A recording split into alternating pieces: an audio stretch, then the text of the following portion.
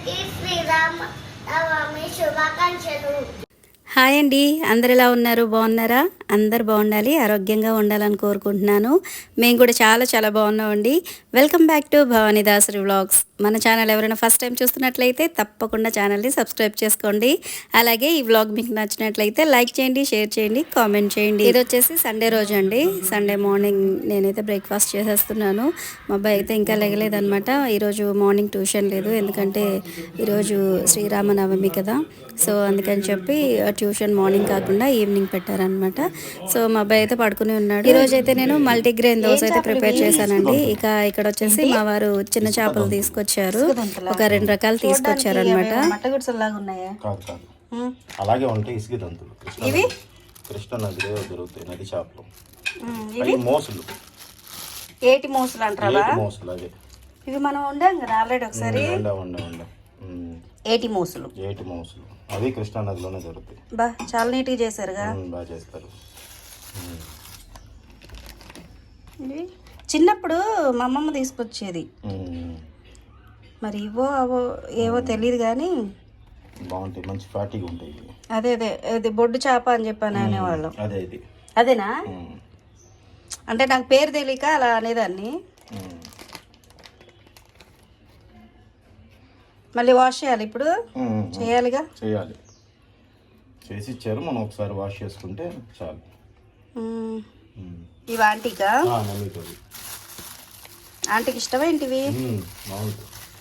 Okay. ఏంటివి? ఇసుక అవి మోసులు. ఆంటీకి ఏటి మోసులు, మనకి ఇసుక దొందులా? ఇసుక దంతులు. వెరైటీగా ఉన్నాయి పేర్లు. సో సండే స్పెషల్ మాది ఇదనమాట. మాది వచ్చేసి ఇసుక దొంతులు, అలాగే మా ఆంటీకి ఏటి మోసులు. సో ఇక్కడ వచ్చేసి ఈ చేపల్ని ఒక 2-3 సార్లు నీట్గా వాష్ చేసేసి మ్యారినేట్ చేసేస్తున్నాను. ఉప్పు అలాగే పసుపు కారం అయితే వేసేసి కలిపి పక్కన పెట్టేశాను. తర్వాత కొన్ని ఉల్లిపాయలు, పచ్చిమిర్చి, కరివేపాకు ఇవన్నీ కూడా తర్వాత వేసాను అనమాట. చేపలు మ్యారినేషన్ అంతా కంప్లీట్ అయిపోయింది. ఇక్కడ చింతపండు రసం కూడా తీయడానికి రెడీగా ఉంది. సో ఇది రసం తీసేసి ఇందులో మిక్స్ చేసేయడమే. సో ఇప్పుడు నేను ఏమనుకుంటున్నానంటే, ఇప్పుడు ఈ చేపలు ఉన్నాయి కదా, సో వీటిని ఆల్రెడీ మిక్స్ చేసేసాను. చింతపండు రసం కూడా ఇందులో వేసేసి కొన్ని చేపలు మాత్రం మట్టి పాత్రలో వండుతాను, కొన్ని ఇందులో వండుతాను. సో అంటే మా అబ్బాయి అంటూ ఉన్నాడు అనమాట, అసలు ఏం టేస్ట్ వస్తుంది మట్టి పాత్రలో వండితే, ఏం బాగుంటుంది అన్నట్టుగా అడుగుతూ ఉన్నాడు. సో తన డౌట్ క్లియర్ చేయడానికి నేను ఇందులో ఇంత పార్ట్ ఇన్నేమో మట్టి పాత్రలో వండుతాను, ఇన్ని వచ్చేసి ఇందులో వండుతాను. సో చూడండి, వండిన తర్వాత మీకు చూపిస్తాను. ఇదిగోండి, కొన్ని ఇందులో వేసేసాను మట్టి పాత్రలో, కొన్ని అయితే ఇందులో ఉంచేసాను. సో ఇవి 2 కుక్ అయిన తర్వాత ఏది టేస్ట్ ఎక్కువగా అంటే ఈ రెండిట్లో ఇప్పుడు వండుతున్నాను కదా, సో ఎందులో కర్రీ ఎక్కువ టేస్టీగా ఉంటుందో మీతో షేర్ చేసుకుంటాను తినేటప్పుడు.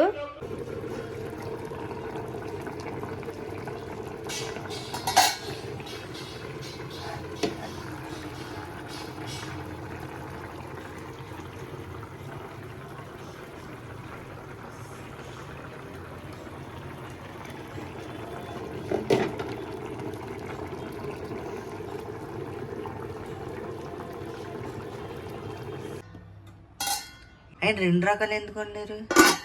నువ్వు అంటావు కదరా మట్టి పాత్రలో చేస్తే ఏం టేస్ట్ ఉంటుంది అని చెప్పి అంటావు కదా, ఈరోజు నీకు తెలియాలి అని చెప్పి ఇలా 2 రకాలుగా చేసా.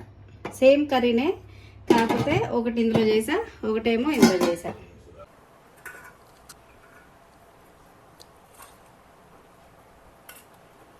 వేడి వేడి రైస్.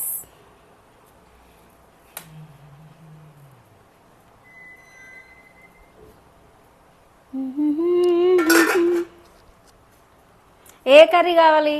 ఇందులోదా?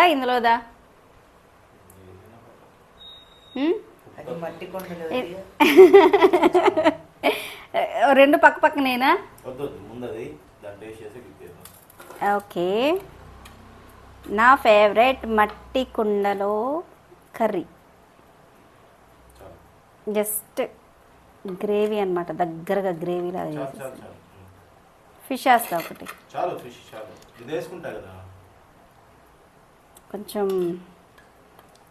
కొంచెం మ్యాష్ అయిపోయినట్టు. ఓకే. ఇదిగో డాడీకి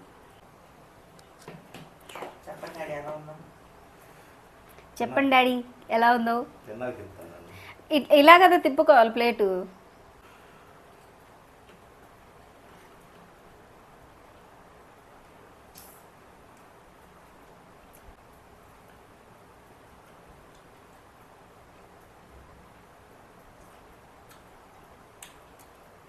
ఎలా ఉంది? సూపర్. సూపర్. బాగుందా టేస్ట్? వేడిగా ఉంది బాగా.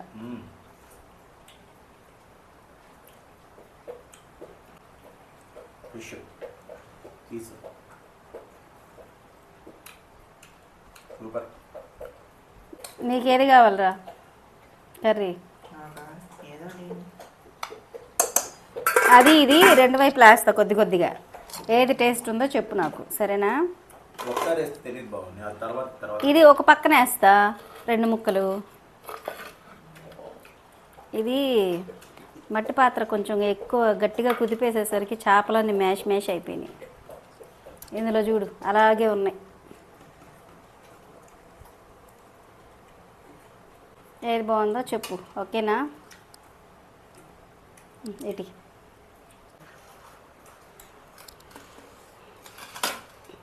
కేవలం నువ్వు అన్న మాట కోసం నేను ఇలా ప్రిపేర్ చేశా. వెన్నలాగా కరిగిపోతుంది. ఓకే. ముళ్ళులు కూడా కొంచెం తక్కువే ఉన్నాయి.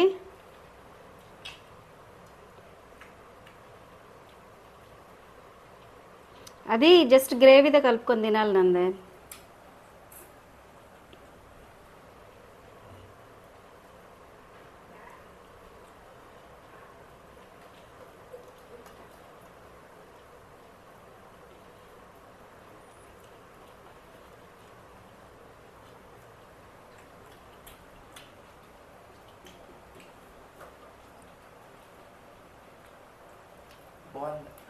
బాగుందా నిజంగా? సరే ఇప్పుడు ఇది తిని చెప్పు ఎలా ఉందో. డిఫరెంట్గా ఉందా? డిఫరెంట్గా ఉందా? ఇది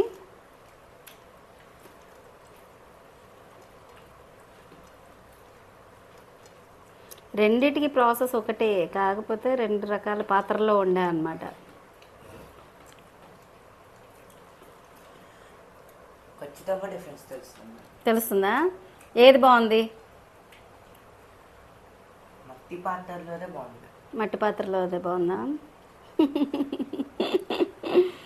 మరి అందుకే అందులో ఉండేది. అది మెయింటైన్ చేయడం చాలా కష్టం, అయినా సరే నేను కష్టపడి వాటిలోనే వండుతున్నా. అటు క్లీనింగ్ కానీ, వాటిని క్లీన్ చేసిన తర్వాత మళ్ళీ వాటర్ వేసి మరిగించి సీజనింగ్ చేసినట్టు చేసి ఎప్పటికప్పుడు కొత్తగా అంత కష్టపడేది ఇందుకే అన్నమాట. తెలుస్తుంది కదా వేరియేషను.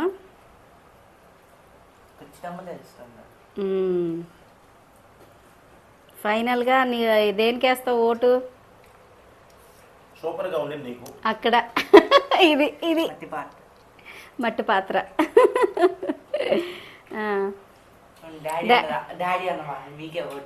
నాకే ఓట.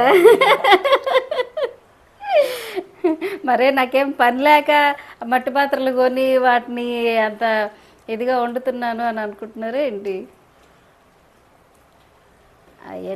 ఇది అంటారు చూడు, ఓల్డ్ ఈజ్ గోల్డ్ అని, అట్లాగా.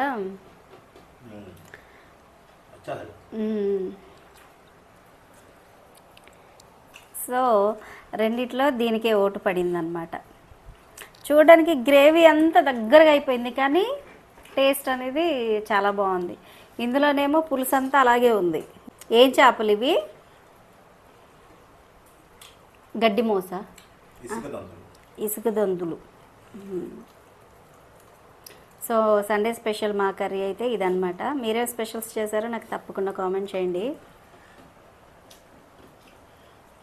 ఈ మధ్య కర్రీస్లో నేను ఉప్పు కారం బాగా తగ్గించేస్తున్నాను. సో ఇప్పుడు ప్రిపేర్ చేసిన దాంట్లో కూడా కారం చాలా తక్కువగా వేసాను, పులుపు కూడా తక్కువ వేసాను అనమాట. సో అందుకనే కలర్ అలా ఉంది. సో ఫైనల్గా అయితే మా అబ్బాయికి ఈ మట్టి పాత్రలో వండిన కర్రీయే బాగా నచ్చిందంట.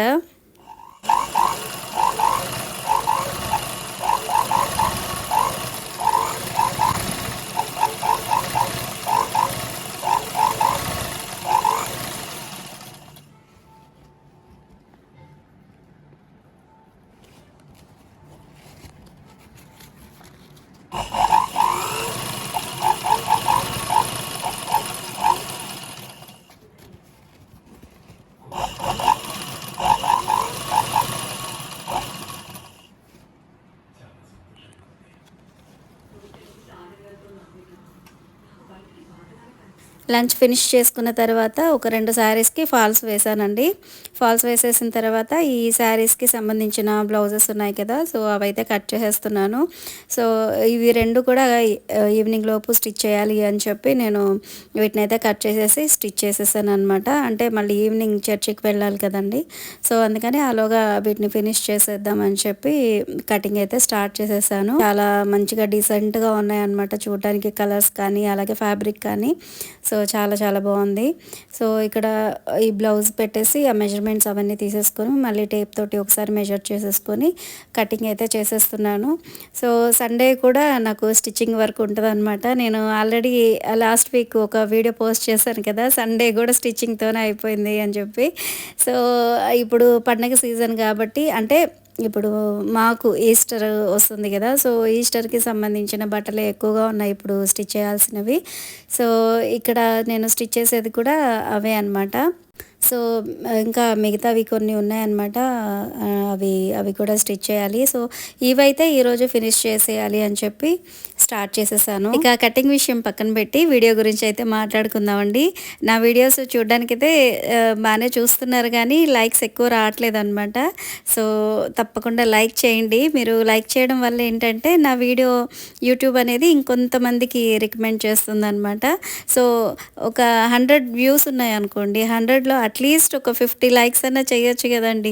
సో ఎలాగో చూస్తున్నారు, అలాగే ఒక చిన్న లైక్ కూడా చేసేస్తే నా వీడియో అనేది ఇంకొంతమందికి ఫార్వర్డ్ అయిపోతుంది. సో ఈ చిన్న హెల్ప్ అయితే తప్పకుండా చేయండి. సో అలాగే మన వీడియో ఫస్ట్ టైం చూస్తుంటే తప్పకుండా సబ్స్క్రైబ్ కూడా చేసుకోండి. పర్టికులర్గా లైక్ చేయమని ఎందుకు అడుగుతున్నాను అని అంటే, మీరు డైరెక్ట్గా నా వీడియోని అందరికీ షేర్ చేయకపోయినా కూడా మీరు లైక్ చేయడం వల్ల యూట్యూబ్ అనేది చాలామందికి రికమెండ్ చేసిద్ది అనమాట. సో ఈ హెల్ప్ అయితే నాకు తప్పకుండా చేయండి, ఓకేనా. ఎలాగో ఇక్కడ దాకా మీరు వీడియో చూసారు కాబట్టి తప్పకుండా ఒక లైక్ అయితే వేసుకోండి. ఈ ఊర్లో ఉంటే ఆ ఊర్లో కూడా కావాలా, కాబట్టి దాన్ని సంపాదించుకుంటూ ఉంటాం. బంగారం ఉంది కదా అని సరిపెట్టుకుంటావా? ముగించబడిన దాంట్లో ప్రవేశించి ప్రయాణం చేస్తూ ఉంటాడు క్రైస్తవుడు. That is ultimate, that is super natural. ఓ డబ్బు విస్తారంగా వచ్చేస్తుంది నీకు. ఏముండాలి నీలో? ఔదార్యం ఉండాలి.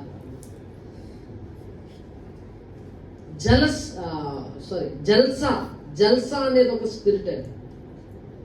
జల్సా అనేది ఒక స్పిరిట్.